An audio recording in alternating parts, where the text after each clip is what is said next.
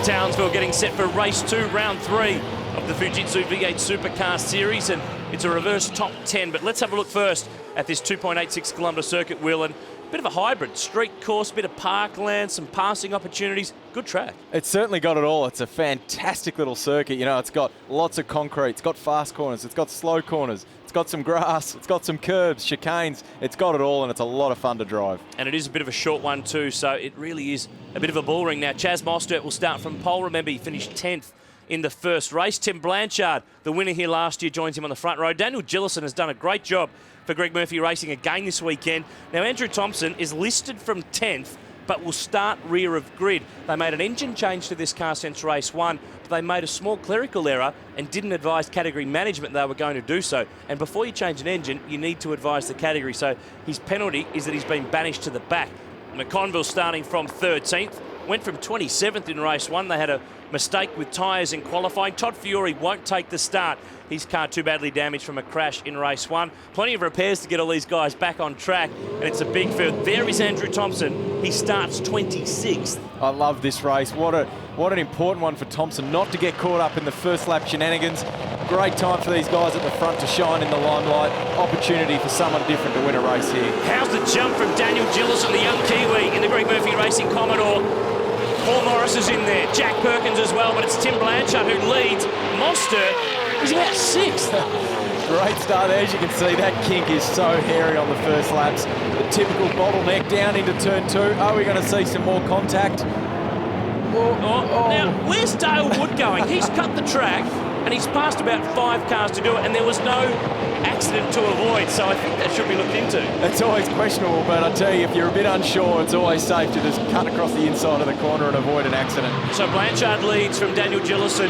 We'll keep an eye on Andrew Thompson and how far through this field that he can work. Rodney Jane is 3rd. His wife Penny's expecting very soon, so he's a little bit of a nervous man. He might have to bail very quickly. I don't think that's on his mind right now. I think he's got bigger fish to fry at the moment. Jack Perkins just behind him.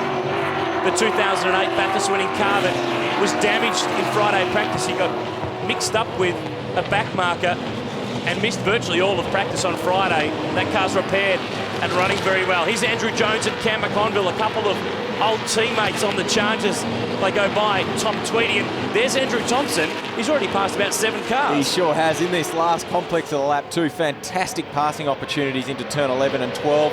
Finishing the first lap, where's Andrew Thompson made up to? It looks like a great start.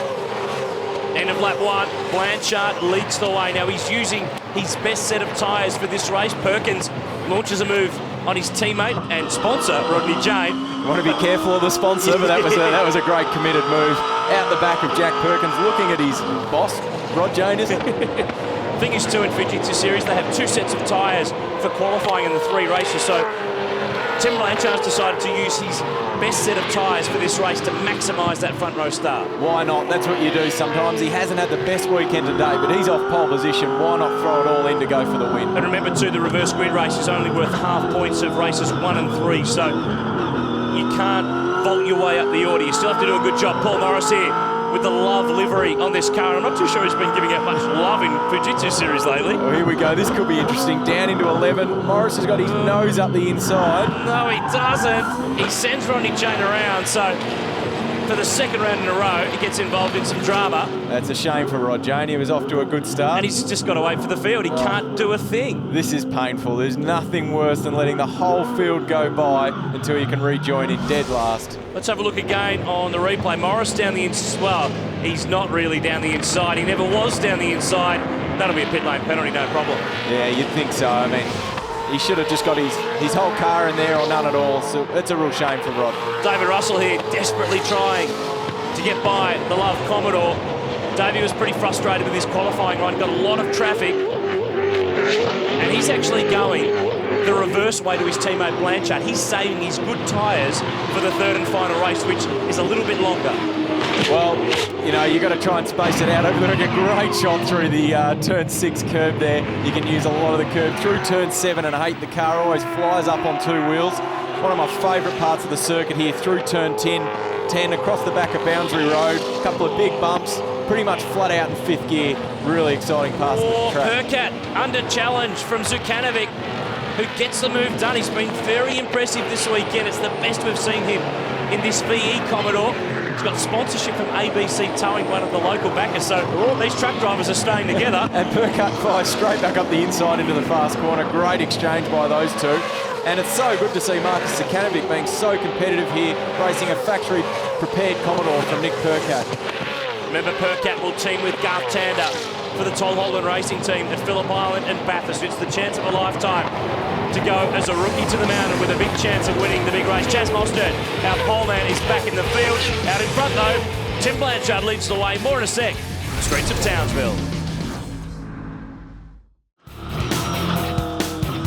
Back in Townsville, we're on board with Jack Perkins as he chases Daniel Gillison in race 2 of the Fujitsu V8 Supercar Series. And this Falcon's going pretty good for a car that was pretty heavily damaged on Friday. Yeah, Jack's done a great job. It's been a great recovery after a big shunt on Friday, a major repair bill by the Sonic boys, and he's qualified third. He's challenging up the front here, and this track is one where confidence and laps is really, really important. Really impressed too with Daniel Gillison, the young Kiwi, doing his first full season in the Fujitsu Series.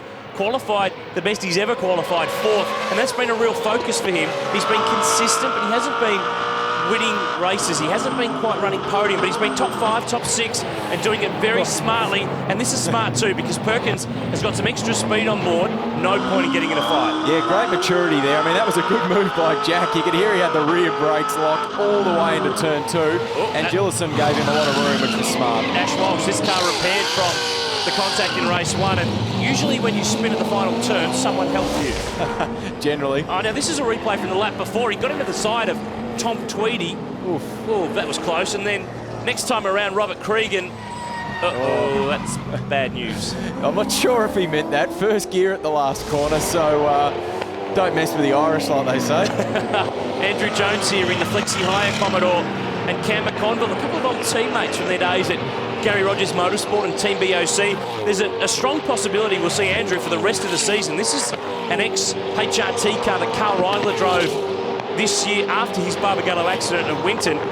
It's a car that Andrew raced himself a couple of years ago. And Cam McConville re-linking with Ben Eggleston with backing from Rare Spares, and we'll probably see Cam at the Queensland Raceway round as well as he gets ready for the big gig with James Courtney at Phillip Island and Bathurst. Yeah, these guys are just trying to sharpen up their V8 supercar mileage. It's really good to see Andy Jones back in the series as well. Obviously, he's had a lot of success in the Fujitsu Championship, and he's just shaking off a few cobwebs for the big ones coming up soon.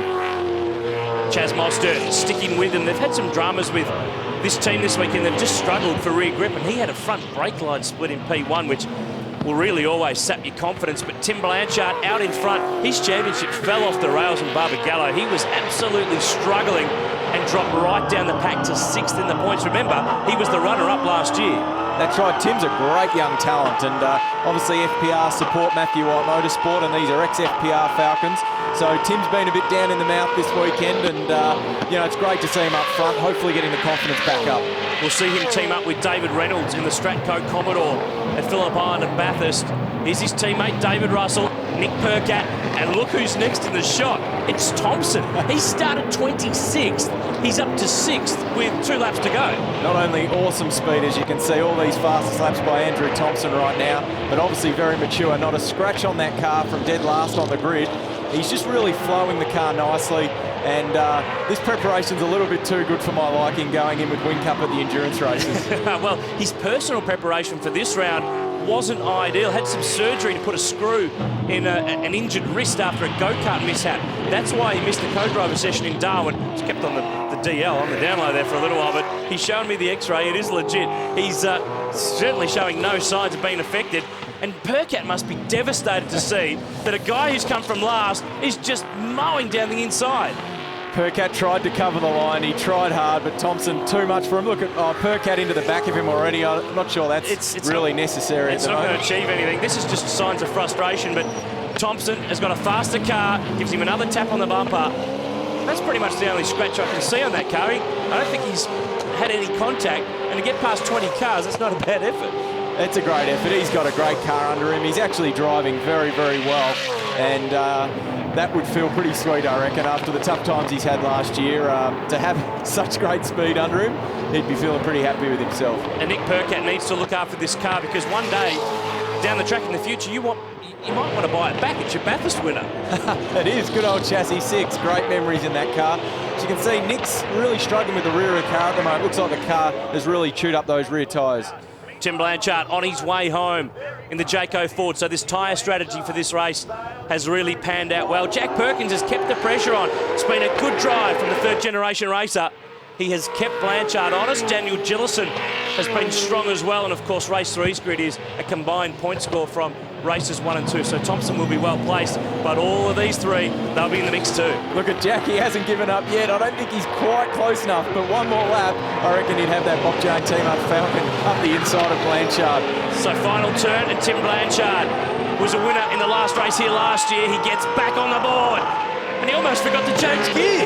He was stuck on the limiter there as he was shaking his fist. But great to see Timmy Blanchard getting a win.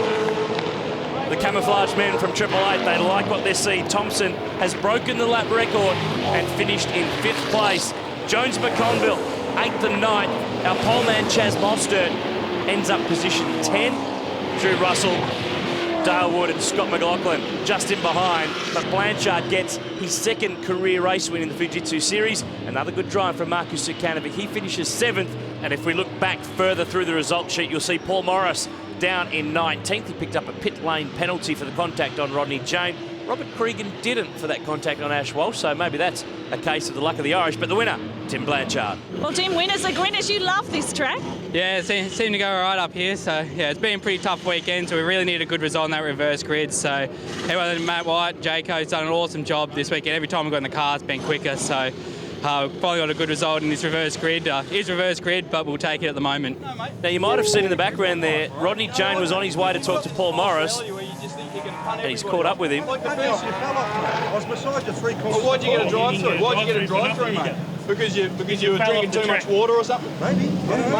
Maybe you should think about it. So here's what they're actually arguing over. Morris just tapping the back of Rodney Jane, not in the gap to make a passing move, and Jane is standing his ground. Had a few words to say about Paul Morris, no doubt, in that one. Yeah, it's fairly disappointing. I think, Paul just needs to grow up. The number of people he's punted is, it's becoming unreasonable. And, everyone sort of figures if you don't get out of his way, he'll hit you. And I figure, why should I get out of his way if he's not alongside me? And he still hits me. So, I think it's up to the series to do something about it. I think it's really disappointing for a lot of people that have been on the receiving end of it. And, if they want a retaliation thing to start, like they see the Percat and Morris thing last round, and, it's just going to get worse and worse until someone does something about it. Because, why should we all sit there and just take it? Plenty of action in race 2. There's one race to go. The third and final race from Townsville after the break.